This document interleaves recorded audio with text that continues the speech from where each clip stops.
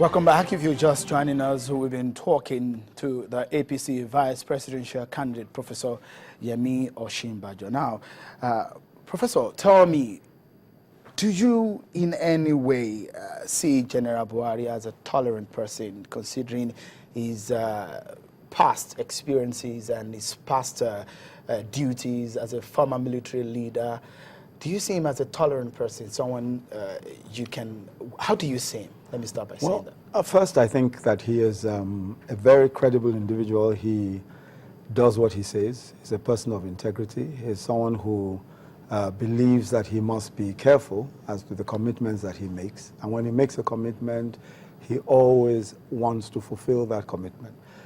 And I think that generally speaking, he is someone who, over the years, in my view, has come to embrace all of the tenets of democracy and constitutional governance. I think that he is committed to democracy, and I see that he is, in every way, someone who should be trusted and could be trusted with democratic governance. I think he's trustworthy.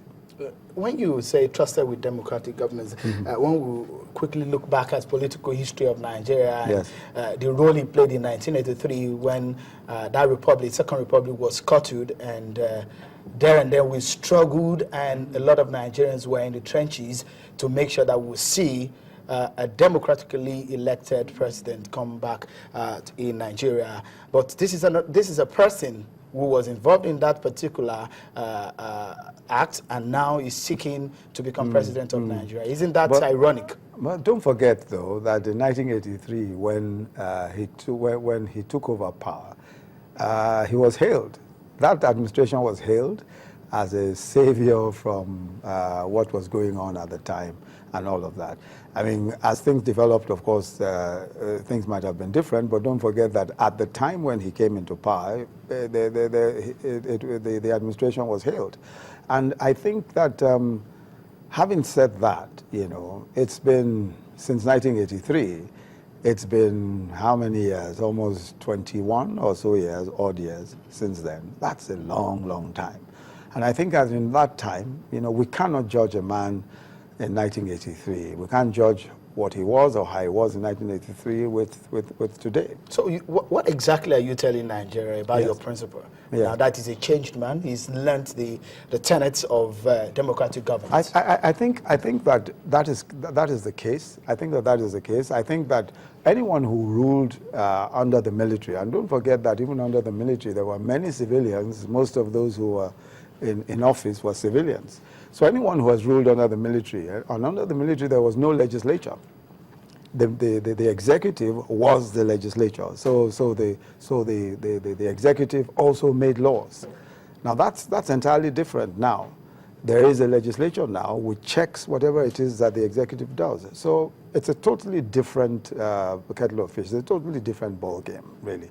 And I think that anyone who has run, such as he has, thrice at least for office, familiar with the Constitution, has contested his defeat in court, has taken the pains to go to court, a long and arduous process each time.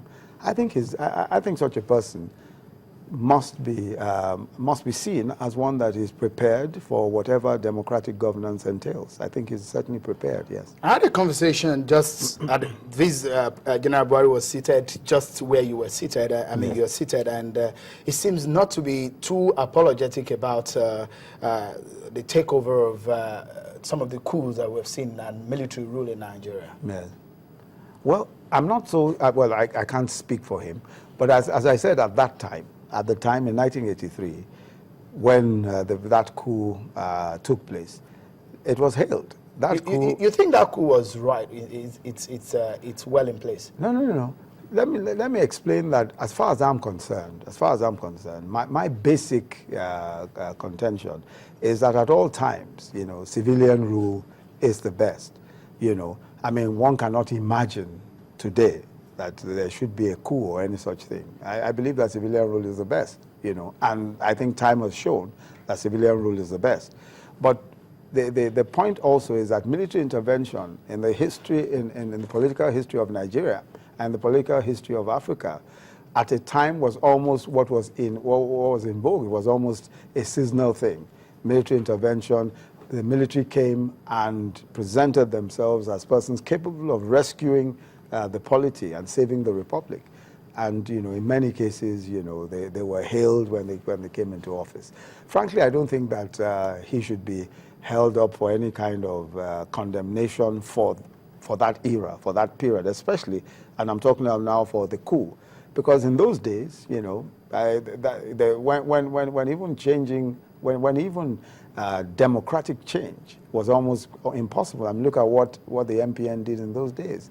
I mean, the so-called moonslide and landslide and all of those kinds of extreme behavior that clearly made it seem, even to the opposition, that change was impossible, electorally or by an electoral process.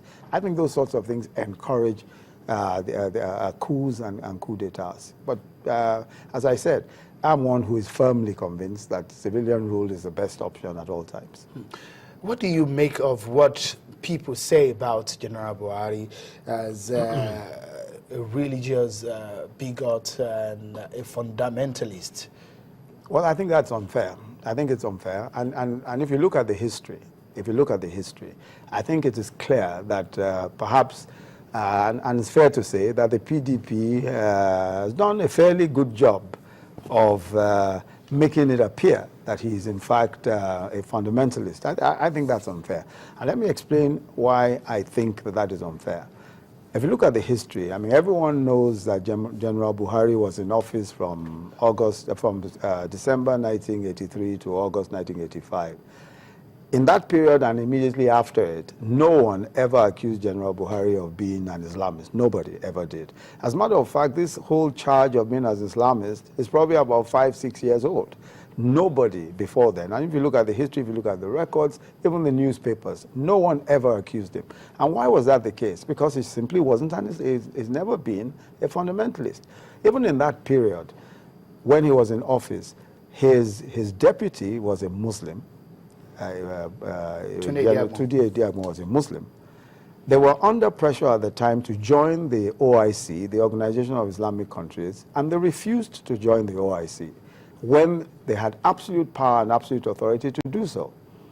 At that period also, in the period when he was in office, practically every member of his cabinet was a Christian. Almost 70% of the members of his cabinet were Christians. And he appointed them. In those days, you didn't appoint you simply appointed by fiat. The head of state had supreme authority, and he appointed them. So he worked at that time with Christians. He worked very, very, very well with them.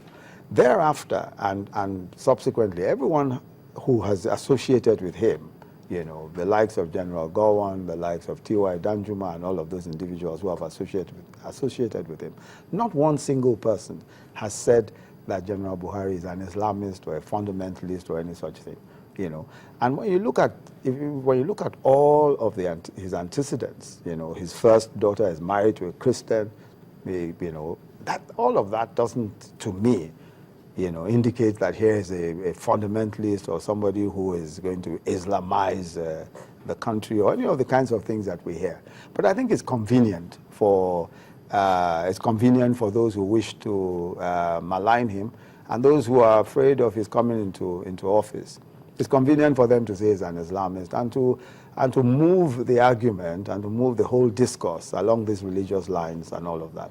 But I think that we shouldn't be deceived by that, and we shouldn't allow that to shroud or cover what really are the issues that face this country at the moment.